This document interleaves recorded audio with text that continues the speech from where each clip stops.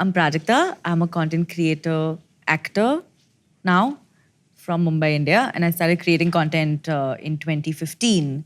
And I've been doing it for close to 9 years now. And I kind of also branched out into acting a little bit in 2019. Why did you first begin creating content? Because I failed at the one dream that I had. I wanted to be a radio jockey ever since I was 11. Failed meaning? I became a radio jockey and the show didn't work and I got fired. And I also hurt myself, so I get it. So when I started doing radio, it was fun for the first, I think, couple of months. And then later it just got, like, it was nothing like I'd imagined it would be. So it's quite disappointing. And that's when I met Sudeep from One Digital. And he was like, you should have a YouTube channel, you should create content. And I didn't know what that meant. So, and I was very unhappy as a radio intern. So I was like, you know what, I'm just going to try content. And in Bombay, 10 years ago? In Mumbai, yeah. And it just started like that. I had absolutely no dreams or no kind of way forward or any idea about what I was doing. All of you guys who've done influencing for so long, you know what is one thing which is so stark? Like the way your voice has inflection. So sorry, 1 second. I have to stop you. There's no such thing as influencing. What do I No call one it? here has done any influence. What do I call it? Influencers are the fathers, the doctors, the mothers, the teachers. They influence children. We've done creating of content. We created content and it has impacted people. But influencer is a term, is like Mumbai, Bombay. Influencer as a term is like slightly self-obsessed, no? What do you guys think? Good. I never related to that term, honestly. Prajakta, actually, I want to add, Prajakta was one of the earlier generations on YouTube. Then she did a short film called Khayali Pula, in case you haven't seen. That was the first time I saw Prajakta act. Good? Yeah, really good. And I messaged her also after that saying, shit, I didn't know you could act. That's crazy. And now that you mentioned theatre, and then, I've known Prajakta for a while. She's extremely hardworking. You're Marathi. I am, yes. What My do you- mama's from Delhi. Baba's from... What do your parents do?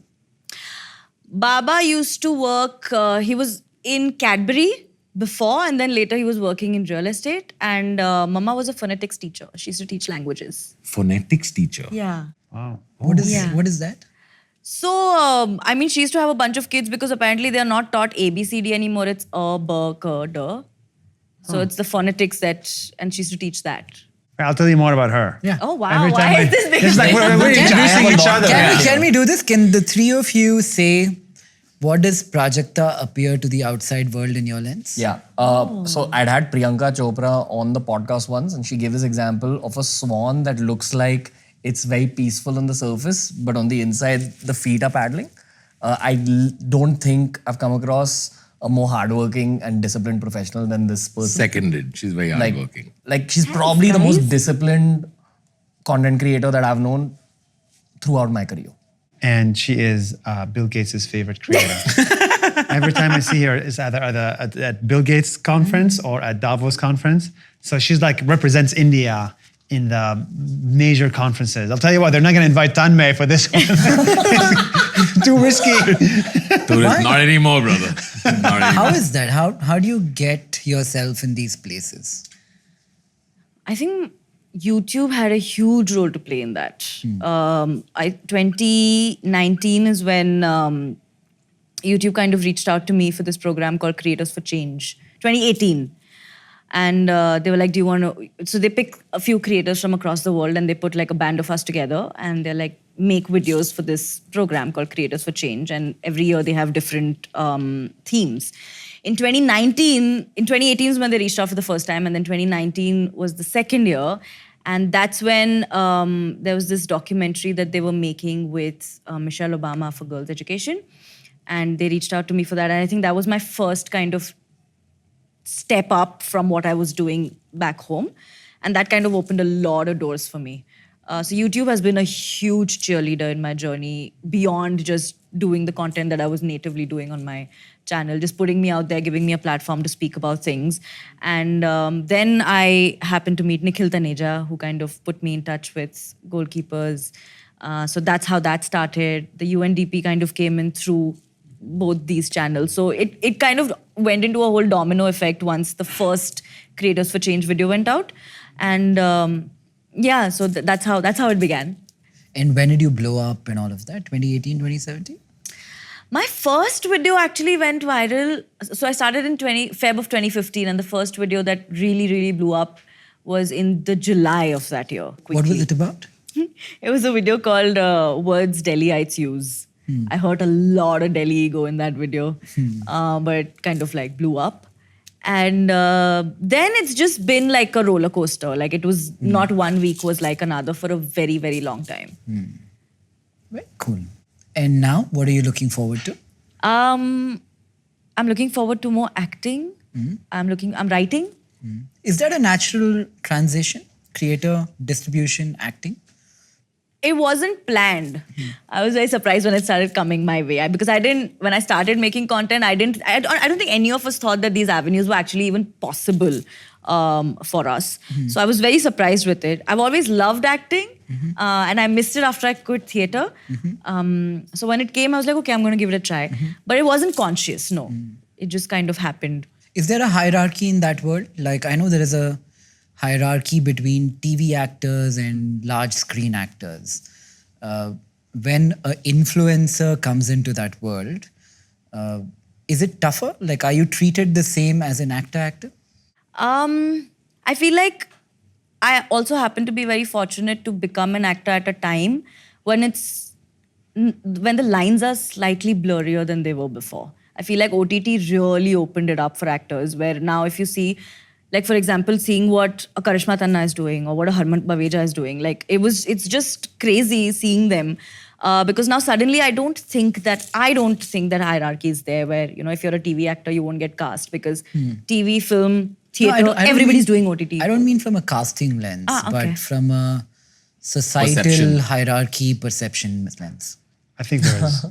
Unfortunately, there is. There's even classism between platforms. If we are a TikToker, a Facebooker, a YouTuber, or an Instagrammer, it's like YouTuber is like class 1 citizen, then Instagrammer, then TikToker, then Facebooker. Is that true? Yeah, I agree. Do you agree with the classing? What did you say again, the order? I think YouTube, Instagram, Facebook, TikTok, Facebook. I think, see, the people who... There's a line that I think Kunal Shah had once said, which is, jitna bada screen, utna bada profile, right? Like, the bigger the screen, the higher the status. Totally. Right? So, movie, perception is very high status. And then for a long time, it was like television came before digital. And I think now digital is kind of penetrating a lot of it. Mostly my thesis is that, hey, if you own distribution, you own eyeballs, no matter where you move to, the eyeballs will travel there. And it's playing out in the OTT world. Like Bhuvan has his own show, Prakta has her own show. But I think like it still plays out in ways like if an Instagram creator gets a hoarding, right? They're on a hoarding. It's still a huge moment. It becomes the reel saying, oh, look, I'm on a hoarding, even though every story gets way more eyeballs than a hoarding would. What's a hoarding? A hoarding, like a billboard. Oh, like you were on a billboard recently. I was, yes. A candy thing. Yeah, with Cadbury. And so when I was on a billboard, it's like the billboard gets what, 10 views, 20 views? Exactly. But the picture of the billboard on Instagram gets way so more. many likes. Yeah. I have something to say about Kunal Shah thing. The screen, what did you say? The bigger the screen is, the... Bigger the screen, higher the status. Okay. And then combining it with this whole us getting older and times changing, I'd be way more excited to meet Joe Rogan than Tom Cruise. Because Joe Rogan's affected my life so much in the last 10 years. Yeah. And I'm not at all Gen Z. I'm like a core millennial. But I can see how my thought process is becoming more Gen Z just because of the times. And I'm sure that a lot of Gen Zs would say that about the digital stars who've survived in the long term. Like I don't care about meeting Hollywood actors. I would care a lot about meeting Nawal Ravikant and Joe Rogan and Tim You think Ferriss. that'll be true for you? It was true even in the previous generation. Let me explain how. Like in our time, it would be insanely cool to hang out with an MTV VJ. Yeah. It would be very cool. Yeah. Right? Because they were not movie stars, but they were God, the Ran other Vijay. Ran Vijay, Oh my right? God. Like I'd give an arm and a leg to hang out with Ran Vijay. Yeah. So it was the other category of someone that you saw regularly. Yeah. You'd see a movie star twice a year, but here were VJs who you'd see every day. And similarly now for people that be watching Nuzair every day. So that feeling of, oh my God, I can't believe this moment is real, happens more when you see someone regularly. So I think digital folks have occupied that. Yeah. So it's been true for multiple generations, I think. It's not just now. Hi, I'm Nikhil Kamath. I'd love to know what you thought of the episode. Comment, like, and subscribe. And thank you for watching.